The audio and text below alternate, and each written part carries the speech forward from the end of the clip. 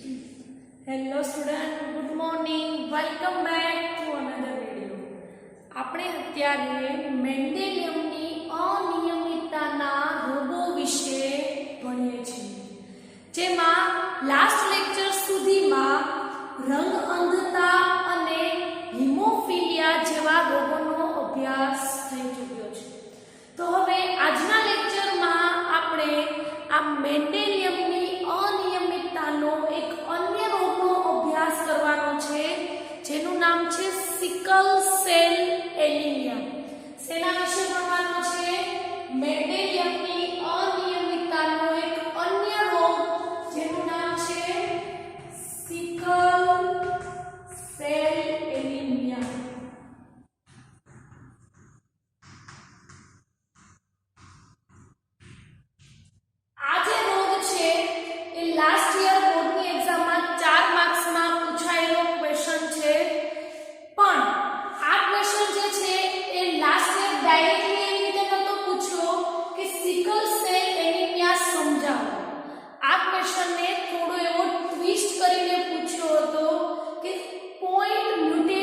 સમજાવો, આ રોગને શા માટે પોઈન્ટ મ્યુટેશન તરીકે ઓળખવામાં આવે છે એ આપણે આજના લેક્ચરમાં ડિટેલમાં જોઈશું.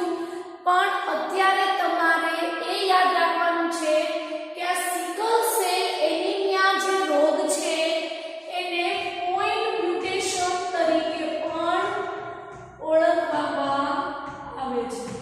તો બંને રીતે ક્વેશ્ચન પૂછાઈ શકે. પોઈન્ટ મ્યુટેશન સમજાવો એવી રીતે પણ પૂછી શકે, સિકલ સેલ એનિમિયા સમજાવો એવી રીતે પણ પૂછી શકે. બંને ક્વેશ્ચનનો સેમ જ આન્સર લખવાનો છે. તો હવે આપણે સ્ટાર્ટ કરીએ સિકલ સેલ એનિમિયા રોગ વિશે ડિટેલમાં. આપણે મેન્ડેલિયમની અનિયમિતતા ભણતા હોય, એટલે કે મેન્ડેલિયમની અનિયમિતતાના રોગો વિશે ભણતા હોય, તો એમાં આપણે ફર્સ્ટ લાઈન શું લખવાની હોય છે કે આ જે રોગ છે એ દૈહિક પ્રભાવી, એક્સ સંલગ્ન પ્રભાવી, દૈહિક પ્રચ્છન્ન કે પછી એક્સ સંલગ્ન પ્રચ્છન્ન, આ ચારમાંથી કયા જનીનની ખામીથી સર્જાય છે એ આપણે પહેલા જોવાનું છે. તો આ સિકલ સેલ એનિમિયા જે રોગ છે, આમ જોવા જઈએ તો લાસ્ટ લેક્ચર સુધીમાં આપણે જે રંગ અંધતા અને હિમોફિલિયા ભણ્યા છીએ એ બંનેથી આ સિકલ સેલ એનિમિયા રોગ તદ્દન અલગ છે. કેવી રીતે છે એ આપણે જોઈએ. તો એ બંને રોગો જે છે, હિમોફિલિયા અને રંગ અંધતા, એ બંને રોગો જે છે એ એક્સ સંલગ્ન પ્રચ્છન્ન જનીનની ખામીથી સર્જાતા હોય. પણ અહીંયા જે સિકલ સેલ એનિમિયા જે રોગ છે એ દૈહિક પ્રચ્છન્ન જનીનની ખામીથી સર્જાય છે. તો હવે તમને આઈડિયા આવી ગયો હશે કે કેવી રીતે એ બંને રોગોથી આ સિકલ સેલ એનિમિયા અલગ છે. કારણ કે એ દૈહિક પ્રચ્છન્ન જનીનની ખામીથી સર્જાય છે.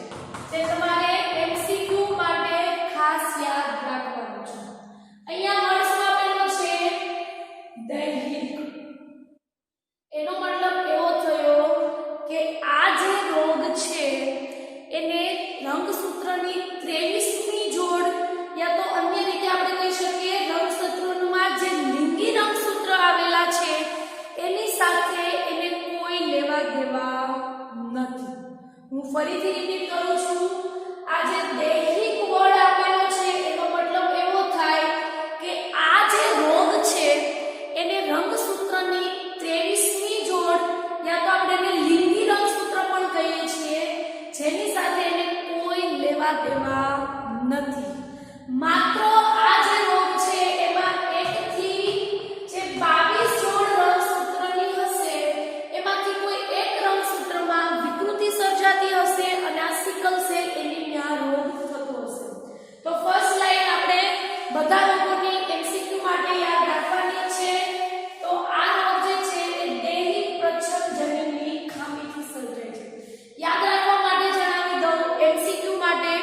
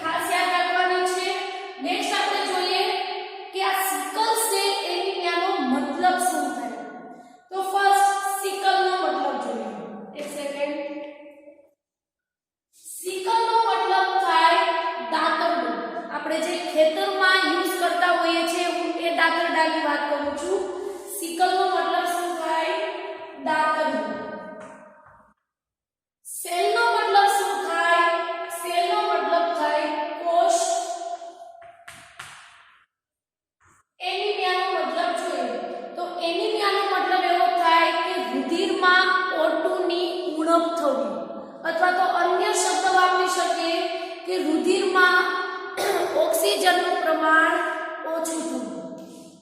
એનિમિયાનો મતલબ શું થાય? રુધિરમાં ઓક્સિજનની ઉણપ થવી અથવા તો ઓક્સિજનનું પ્રમાણ ઓછું થવું. હવે આપણે આ ત્રણે ત્રણ જે મતલબ છે એને સાથે જોડીએ એટલે તમને આઈડિયા આવી જશે કે સિકલ સેલ એનિમિયાના લક્ષણો કેવા હશે, આ રોગમાં શું થતું હશે. તો જોઈએ શું થશે કે જે દૈહિક રંગસૂત્ર હશે એમાંથી કોઈ એક રંગસૂત્રના જનીનમાં વિકૃતિ આવશે, જેના લીધે આપણા શરીરમાં જે રુધિર આવેલું હોય છે એમાં ઓક્સિજનનું પ્રમાણ ઓછું થઈ જશે, જેથી આપણા શરીરના જે રક્તકણના જે કોષો હોય છે એનો સામાન્ય આકાર કેવો હોય છે? દ્વિઅંતરગોળ હોય છે. આપણે અહીંયા જોઈએ તો રક્તકણનો આકાર જે છે એ આવા ટાઈપનો હોય છે. તો હવે શું થશે કે દૈહિક રંગસૂત્ર જે હશે એમાંથી કોઈ એક રંગસૂત્રના જનીનમાં વિકૃતિ થશે, જેના લીધે રુધિરમાં ઓક્સિજનનું પ્રમાણ ઓછું થઈ જશે અને જેના લીધે આપણા શરીરના જે રક્તકણનો જે સામાન્ય આકાર હોય છે એ કોષનો સામાન્ય આકાર બદલાઈને દાંતરડા જેવા આકારનો થઈ જશે. એનો મતલબ કે આવા ટાઈપનો આકાર થઈ જશે.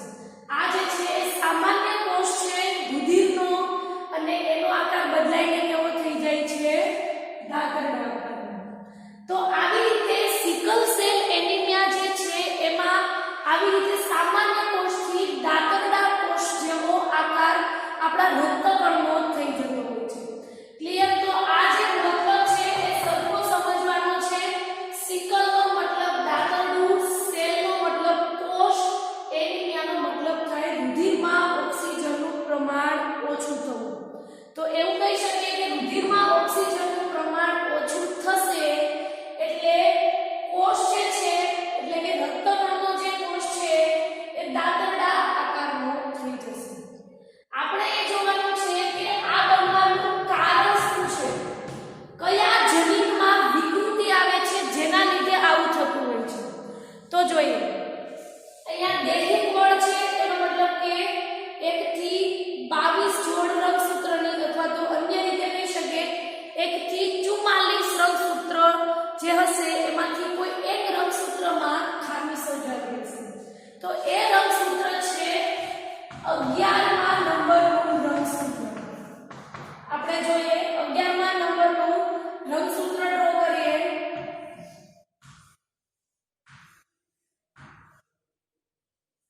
આ જે છે એ 11મા નંબરનું રંગસૂત્ર છે અને જેમાં આ જે છે એ બધા જનીનો છે. જે બધા શું આવેલા હોય છે? અહીંયા જનીનો આવેલા હોય છે. આપણે અહીંયા ફોકસ કરવાનું છે કે આ વાળું જે તમને રંગસૂત્રની જે ભુજા દેખાય છે અથવા તો રંગસૂત્રિકા દેખાય છે એમાંથી આટલો ભાગ જો ડાર્ક કરું છું, આટલો ભાગ, આ ભાગ જે છે એમાં HPV ના જનીન આવેલા હોય છે. શેના આવેલા હોય છે? HPV નામના જનીન આવેલા હોય છે અને આ HPV જનીનનું કાર્ય છે હિમોગ્લોબિનનું નિર્માણ કરવાનું. શું છે અહીંયા? આ જે 11મું રંગસૂત્ર છે એનો આ જે ઉપરનો તમને જે ભાગ દેખાય છે એને HBB જનીનના નામે ઓળખવામાં આવે છે.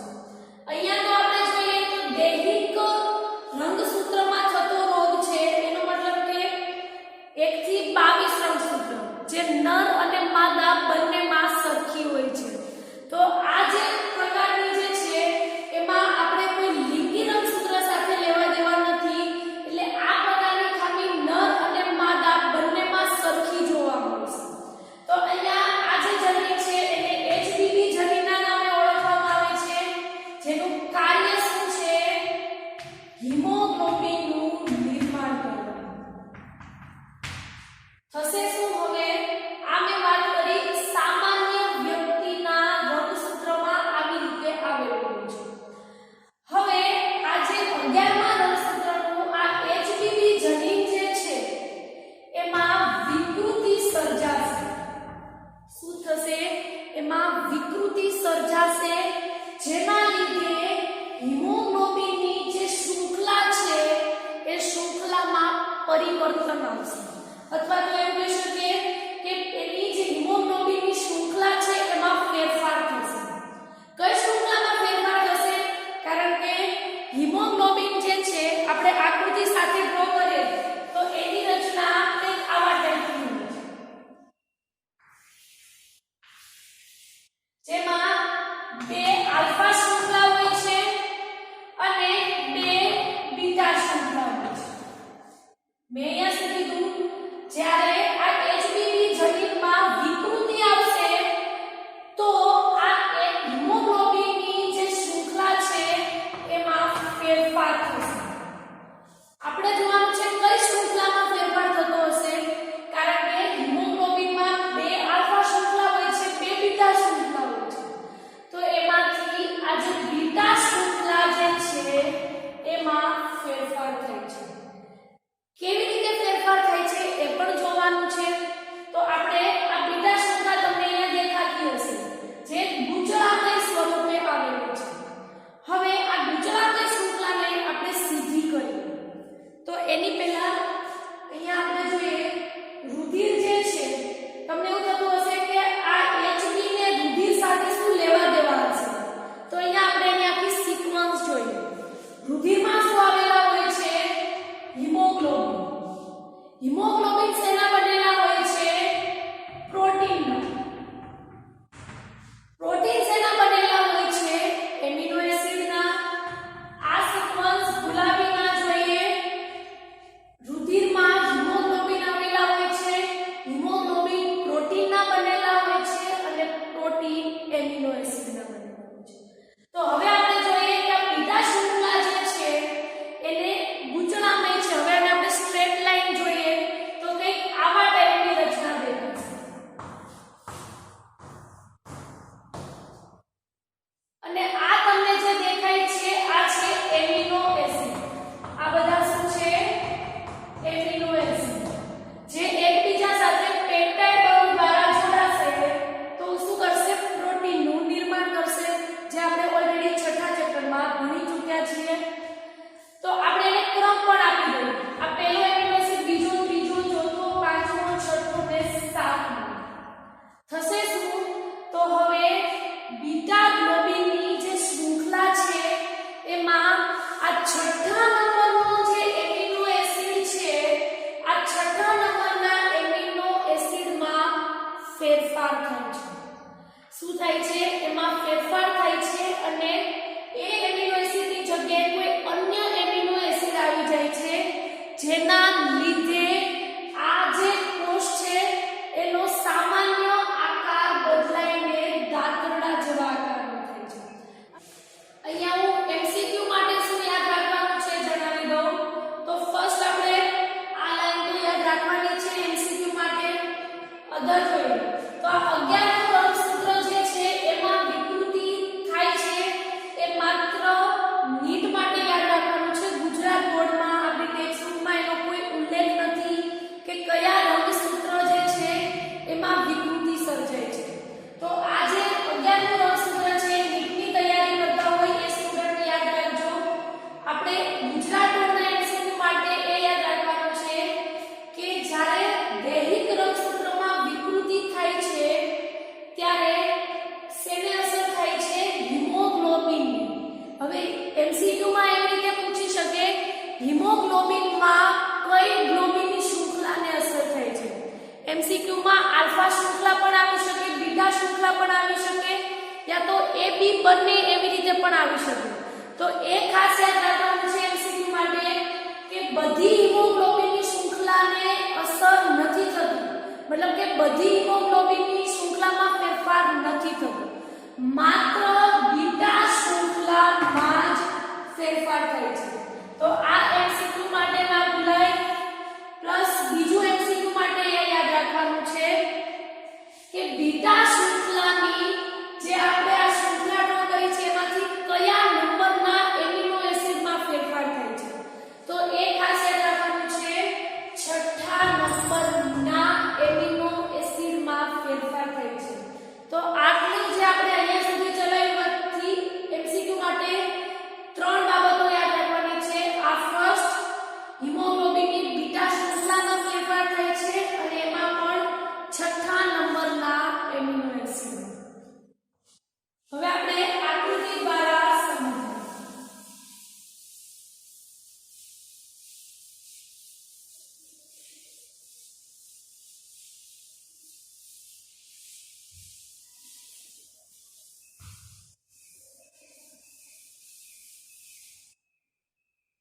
તો હવે આપણે આકૃતિ દ્વારા સમજીએ કે કોઈ સામાન્ય વ્યક્તિનું હિમોગ્લોબિનની શૃંખલા કેવી હોય છે અને સિકલ સેલ વાળો જે વ્યક્તિ હોય એના હિમોગ્લોબિનની શૃંખલા કેવી હોય છે એ બંનેની આપણે કમ્પેર કરીએ. તો આ જે છે એ સામાન્ય વ્યક્તિની HB ની શૃંખલા અને આ સિકલ સેલ વ્યક્તિના હિમોગ્લોબિનની શૃંખલા. જનીનની વાત કરીએ તો જે સામાન્ય વ્યક્તિ હશે એનું જે જનીન હશે એને આપણે A વડે દર્શાવીશું. ડિટેલમાં હમણાં આપણે આકૃતિ પછી જોઈશું. અત્યારે આપણે જોઈએ કે સામાન્ય વ્યક્તિ હોય તો એનું જનીન જે છે એને A સંજ્ઞા વડે દર્શાવવામાં આવશે અને સિકલ સેલ વાળું જે જનીન હશે સિકલ શું થશે S થશે. તો એના ઉપરથી એના જનીનનું નામ આવશે S. હવે જોઈએ તો જે સામાન્ય વ્યક્તિ જે હશે એના હિમોગ્લોબિનની શૃંખલા કેવી હશે આપણે જોઈએ. તો આપણે એની પહેલા DNA ડ્રો કરીએ. આ જે છે એ DNA છે. DNA માં એક પિતૃ શૃંખલા હોય છે, બીજી કઈ હોય છે સાંકેતન શૃંખલા હોય છે જે આપણે છઠ્ઠા ચેપ્ટરમાં ભણી ચૂક્યા છીએ. અને આ જે DNA છે એમાંથી હવે શું થાય છે પ્રત્યાંગનની પ્રક્રિયા દ્વારા mRNA નું નિર્માણ થાય છે. પણ DNA માંથી mRNA નું નિર્માણ થાય છે એમાં આપણે ભણ્યા હતા કે બંને DNA ની શૃંખલા mRNA નું નિર્માણ નથી કરતી. તો કોણ કરે છે mRNA નું નિર્માણ? પિતૃ શૃંખલા. આપણે સાથે સાથે ડ્રો પણ કરીએ.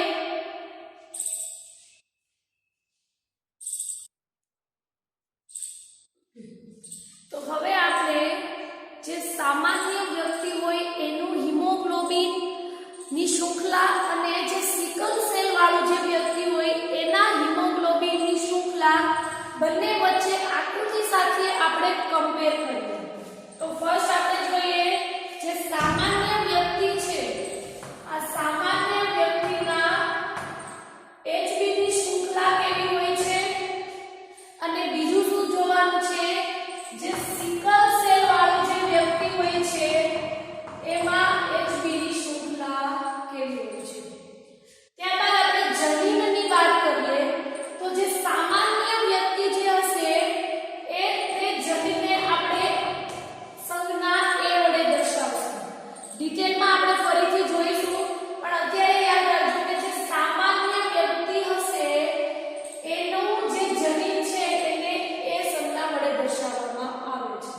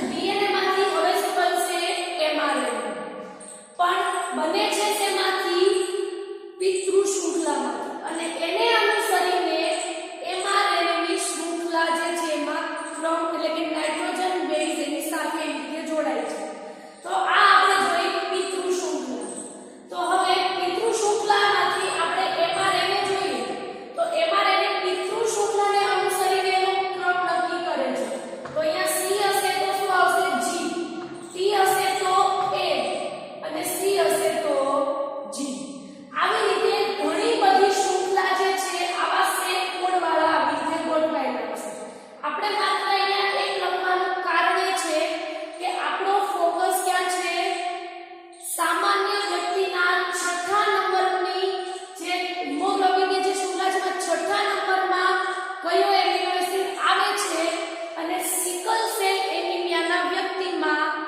આ બીટા ગ્લોબિનની શૃંખલામાં છઠ્ઠા નંબરના એમિનો એસિડમાં કયો ફેરફાર થાય છે એ જોવાનું છે તો આપણે અહીંયા જો કરીએ આ પહેલો એમિનો એસિડ આ બીજો આ ત્રીજો ચોથો ફરીથી ભૂસવું પડશે 6 નહીં આવે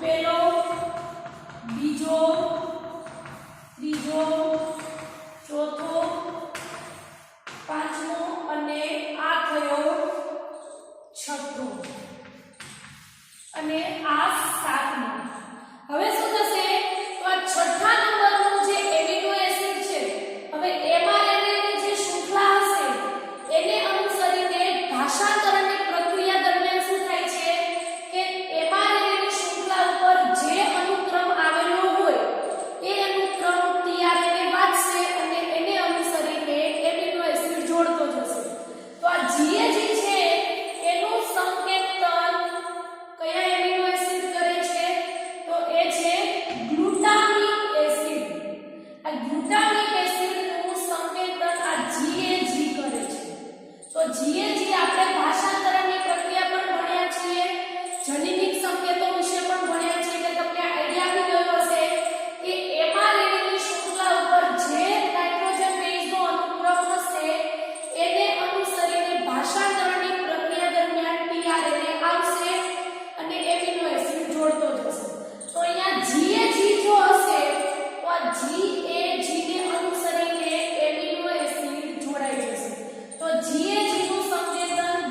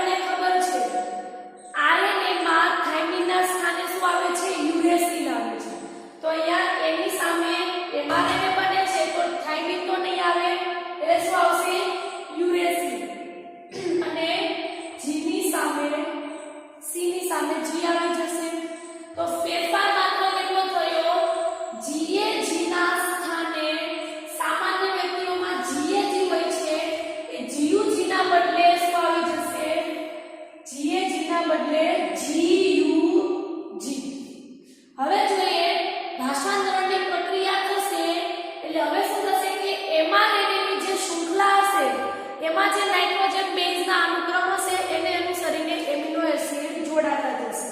તો અહીંયા જોઈએ આ પહેલા નંબરનો એમિનો એસિડ, આ બીજા, ત્રીજા, ચોથા, પાંચમા અને આ થયો છઠ્ઠો અને ત્યારબાદ સાતમો. હવે અહીંયા જો GUG હોય તો એનો મતલબ કે હવે એમિનો એસિડ એની સાથે કોઈ બીજું જોડાશે, કારણ કે બધા અનુક્રમો જે છે એ સરખા એમિનો એસિડનું સંકેતન નથી કરતા. અહીંયા GAG છે તો GAG ગ્લુટામિક એસિડનું સંકેતન કરે છે, જ્યારે GUG જે છે એ વેલાઇન નામના એમિનો એસિડનું સંકેતન કરે છે. કયા એમિનો એસિડનું? વેલાઇન નામના એમિનો એસિડ. તો અહીંયા આપણે લખીએ વેલાઇન. તો હવે સામાન્ય વ્યક્તિઓમાં હિમોગ્લોબિનની જે શૃંખલા છે એમાં છઠ્ઠા નંબર ઉપર ગ્લુટામિક એસિડ આવેલો છે, જ્યારે સિકલ સેલ એનિમિયા વાળું જે વ્યક્તિ છે એના છઠ્ઠા નંબરની જે શૃંખલા હોય છે એમાં છઠ્ઠા નંબરના એમિનો એસિડમાં ગ્લુટામિક એસિડના સ્થાને વેલાઇન આવી જશે. અને આ વેલાઇન એમિનો એસિડ આવી જશે જેથી આપણા શરીરની અંદરના જે રક્તકણો છે એમાં ઓક્સિજનની ઉણપ થશે, જેના લીધે આપણો જે રક્તકણનો જે આકાર છે એ દ્વિઅંતરગોળ હોય છે અને દ્વિઅંતરગોળમાંથી એનો આકાર દાંતરડા જેવો થવા માંડે છે. તો આ છે સિકલ સેલ એનિમિયા વાળા હિમોગ્લોબિનની જે શૃંખલા છે અને આ કયું સામાન્ય વ્યક્તિ. તો આ બંને ડિફરન્ટ છે, સરખું સમજવાનું છે, MCQ માટે યાદ રાખવાનું છે. માત્ર ફેરફાર GAG જે છે એમાંથી શું આવી જાય છે? GUG. એટલે કે GAG ના સ્થાને GUG આવી જાય છે, જેના લીધે ગ્લુટામિક એસિડમાંથી વેલાઇન એમિનો એસિડ બની જાય છે. તો થોડીવાર માટે વિડિયો પોઝ કરું છું, પછી આપણે એના માટેના જનીનો અને સંતતિમાં કેવી રીતે ઉતરી આવે એની ચર્ચા કરીશું.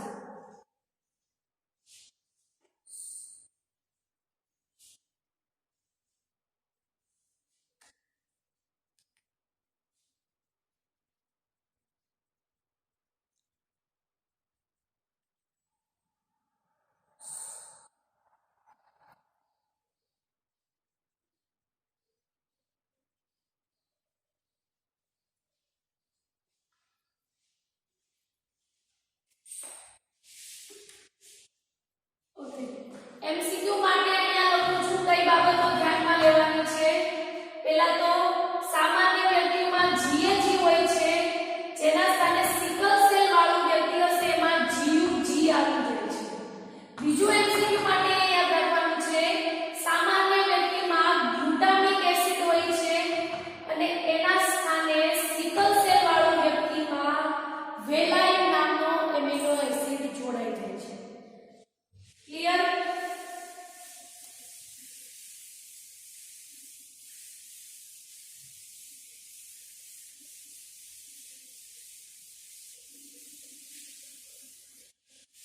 ઓકે, હવે આપણે જોવાના છે એના જનીનના નામ. એટલે કે સામાન્ય વ્યક્તિમાં કયા જનીનો આવેલા હોય છે, વાહકમાં કયા આવેલા હોય છે અને સિકલ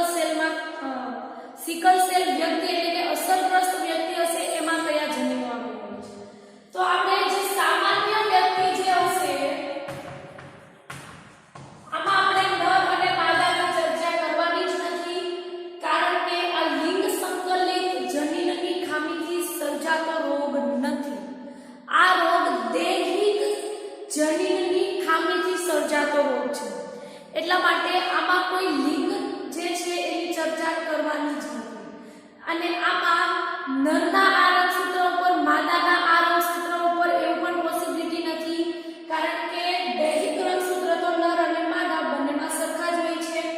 તો જે સામાન્ય વ્યક્તિ હશે પછી નર હોય કે માદા હોય એના રંગસૂત્રમાં HB એ જનીન હશે.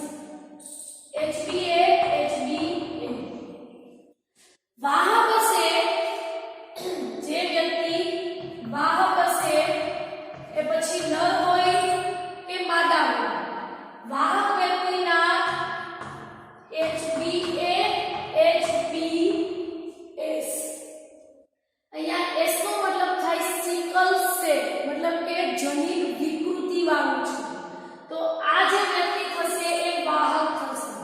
અહીંયા સેમ આ જે સામાન્ય જનીન છે એ પ્રભાવી હોય છે અને આ જનીન જે છે એ પ્રચ્છન્ન હોય છે. એટલે જ્યાં સુધી સામાન્ય જનીન હાજર હશે ત્યાં સુધી એ પ્રચ્છન્ન જનીનને દબાવી દેશે અને એની જે લક્ષણો હોય છે એ અભિવ્યક્ત નથી થવા દેતી. પરંતુ આ વાહક વ્યક્તિ રોગનો ફેલાવો કરી શકે છે, માત્ર એ રોગગ્રસ્ત નથી હોતું. ક્લિયર? અને એવું કહી શકાય વાહક વ્યક્તિ રોગ મુક્ત કહેવાય છે. પોતાને રોગ થયો હોય એવું કહી ના શકે, પણ એ રોગનું વહન કરી શકે છે એની સંતતિમાં. ત્યારબાદ જે અસરગ્રસ્ત વ્યક્તિ હશે એ વ્યક્તિઓમાં HBS બંનેમાં સિકલ સેલ વાળું જનીન, મતલબ કે વિકૃત વાળું જનીન, તો આ વ્યક્તિ થશે અસરગ્રસ્ત. આ પણ MCQ માટે યાદ રાખવાનું છે. સામાન્ય વ્યક્તિમાં HBA HBA, વાહક વ્યક્તિમાં HBA HBS જે રોગ મુક્ત હોય છે, અને અસરગ્રસ્ત HBS HBS. તો હવે આપણે જોઈએ કે એની સંતતિમાં આ રોગ ક્યારે ઉતરી આવે છે.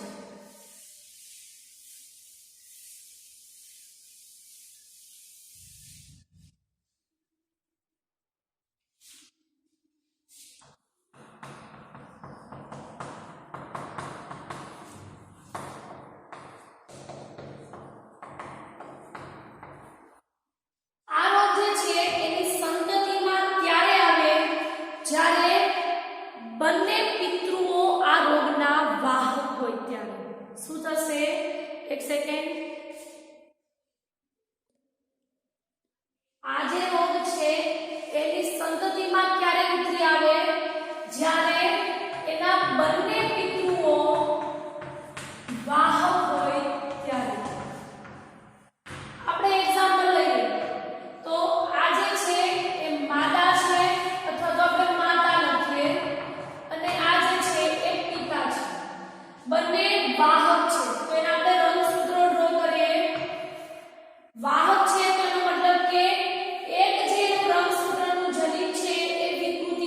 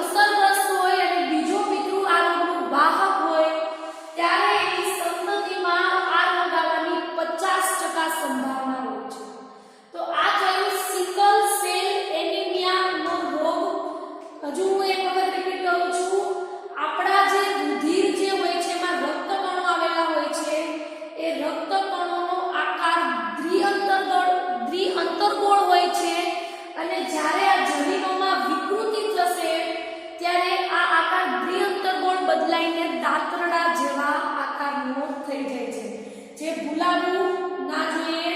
તો આ સિકલ સેલ એનિમિયા વિશે લખવાનું આવે તો બે રીતે પૂછાઈ શકે, પોઈન્ટ મ્યુટેશન અને સિકલ સેલ એનિમિયા. ક્લિયર? હવે આપણે નેક્સ્ટ લેક્ચરમાં ફિનાઇલકીટોન્યુરિયા નામનો જે મેન્ડેલિયન અનિયમિતતાનો જે રોગ છે એના વિશે ચર્ચા કરીશું. થોડી વાર માટે પોઝ કરું છું, પછી આપણે હોમવર્કમાં ક્વેશ્ચન આપીશું.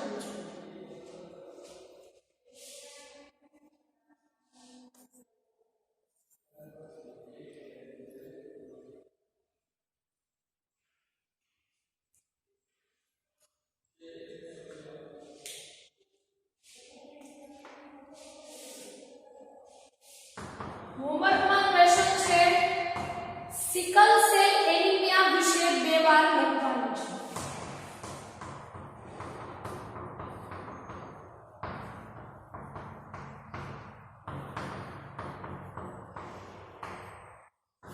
શું છે હોમવર્કમાં ક્વેશ્ચન? સિકલ સેલ એનિમિયા વિશે બે વાર લખવાનું છે.